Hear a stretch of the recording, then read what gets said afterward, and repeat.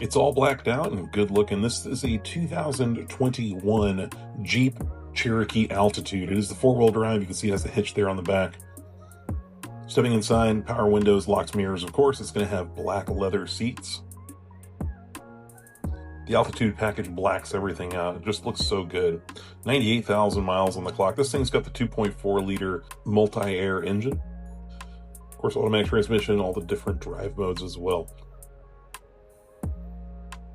Heated seats, heated steering wheel, and of course it's going to have a backup camera as well.